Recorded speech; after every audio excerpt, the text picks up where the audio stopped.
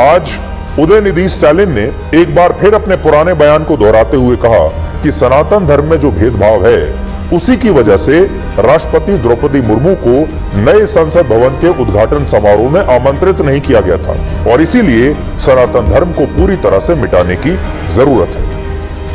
The Honorable President Draupadi Murmu madam, she was not invited for the opening of the parliament. Right. That is the best current example.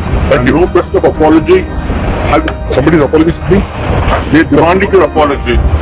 No. देखिए, उदयनिधि स्टालिन जो है उन्हें ना तो कोई पछतावा है, वो साफ साफ कह रहे हैं कि मैं माफी नहीं मांगूंगा, उन्हें कोई पछतावा नहीं है। असल में कभी कभार नेता इस तरह के बयान दे भी देते हैं, भावनात्मक हो जाते हैं, कई बार उन्हें पता नहीं होता, मुंह से निकल जाता है और जब उन्हें ऐसा लगता है कि उनके बयान से बड़ी संख्या में लोगों को उनका दिल दुखा है, आहत हुए हैं लोग, तो वो बाद में माफी मांग लेते हैं और कहते हैं कि अगर मेरे बयान से कोई आहत हुआ है तो मैं क्षमा चाहता हूं। ये हमारे संस्कारों में भी है।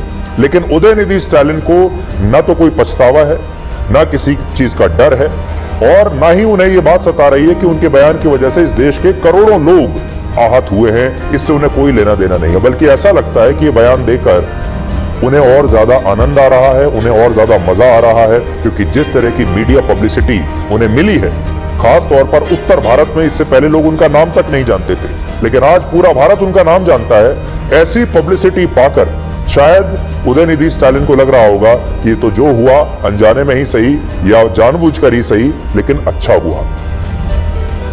उदयनिधि स्टालिन सनातन धर्म के विरोध में जो बातें कह रहे हैं, आज हम उसके जवाब में आपके सामने दो तर्क देना चाहते हैं और ये दोनों तर्क आज उनके सनातन विरोधी एजेंडे को पूरी तरह से ध्वस्त कर देंगे, क्योंकि हम तर्कों की बात करते हैं। पहला तर्क तो यह है कि उदयनिधि स्टालिन का कहना है कि राष्ट्रपति द्रौपदी मुर्मू को नए संसद भवन के उद्घाटन में आमंत्रित नहीं करना उनका अपमान है और यह सनातन धर्म में मौजूद जातिगत भेदभाव की वजह से हुआ है। उन्हें वो ये बताने की कोशिश कर रहे हैं क्योंकि द्रौपदी मुर्मू एक आदिवासी हैं और वो निचली जाति से आती हैं, इसलिए उन्हें नहीं बुलाया गया। लेकिन आज हमारा सवाल यह है कि जब द्रौपदी मुर्मू राष्ट्रपति पद का चुनाव लड़ रही थी और उदयनिधि स्टालिन की डीएमके पार्टी ने ये जानते हुए चुनाव में उनका विरोध किया था कि वो आदिवासी समुदाय से हैं, वो आदिवासी महिला हैं, तो क्या तब उन्हें ये बात याद नहीं आई थी? क्या तब उन्हें द्रौपदी मुर्मू के सम्मान की बात ध्यान में नहीं आई? आज अचानक उनके मन में राष्ट्रपति द्रौपदी मुर्मू के प्रति इतना सम्मान जाग गया, लेकिन जब उनके उम्मीदवारी का विरोध किया था उस दिन सम्मान क्यों नहीं जागा? दूसरी बात, उदयनिधि स्टालिन सनातन धर्म के विरोध में ये नैरेटिव लोगों के बीच बनाने की कोशिश कर रहे हैं कि सनातन धर्म ऊंची और पिछड़ी जातियों के आधार पर लोगों के साथ भेदभाव करता है और उनका ये नैरेटिव भी एक झूठी बुनियाद पर खड़ा किया गया है। जिस भारत से वो सनातन धर्म को मिटाने की बात कह रहे हैं और असल में वो आपको ये बताने की कोशिश कर रहे हैं कि ऊंची जाति के जो लोग हैं वो भेदभाव करते हैं और उनकी जो पूरी सहानुभूति है वो ऐसा लगता है निचली जाति जो दलित वर्ग है उसके साथ है, पिछड़े वर्ग के साथ, उसे वो अपनाना चाहते हैं और उनको ये बताना चाहते हैं कि आप सनातन धर्म को छोड़ दीजिए क्योंकि सनातन धर्म में पिछड़े वर्ग के साथ भेदभाव होता है।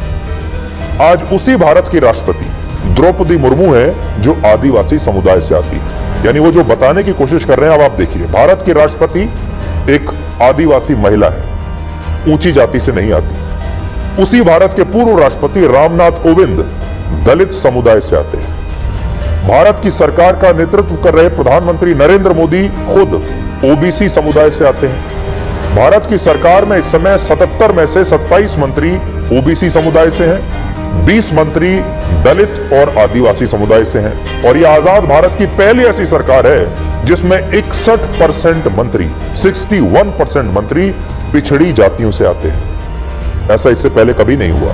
असल में अगर आप देखेंगे तो ये सरकार जो है ये पिछड़ी जातियों की ही सरकार है क्योंकि 61% मंत्री पिछड़ी जातियों के हैं। इसलिए उदयनिधि स्टालिन सनातन धर्म को लेकर जो जहर उगल रहे हैं वो जहर उनकी सोच में है और इस सोच का सच से दूर दूर तक कोई रिश्ता नहीं। हमने आपको तर्क भी दे दिया और हमने आपको आंकड़े भी दिखा दिए। उदयनिधि स्टालिन सनातन धर्म की तुलना डेंगू और मलेरिया जैसी बीमारियों से करते हैं, लेकिन जब उन्होंने वर्ष 2002 में खुद अपना विवाह किया था तब यह विवाह सनातन रीति रिवाजों के जरिए ही हुआ था और इन तस्वीरों में आप देख सकते हैं कि सनातन धर्म के अनुसार ही इस विवाह के दौरान मंत्र पढ़े गए थे और ये वो मंत्र थे जो सनातन धर्म का आधार है। लेकिन राजनीति के लिए यही नेता सनातन धर्म को बाद में नीचा दिखाने की कोशिश करते हैं। जब इनके अपने घर में विवाह होते हैं, बड़े बड़े सम्मान समारोह होते हैं, जब इनके घर में पूजा पाठ होता है, तब बहुत ही भव्य तरीके से होता है।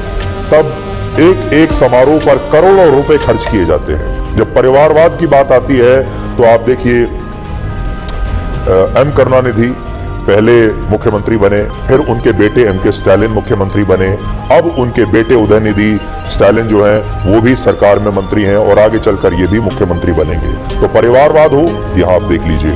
तो बातें तो ये करते हैं पिछड़ी जातियों की, लेकिन इनका जो अपना जीवन है वो ऊंची जातियों वाला ही है। आज जब हमारे देश में खुलेआम सनातन धर्म को मिटाने की बात हो रही है और इस्लाम धर्म को खतरे में बताया जा रहा है,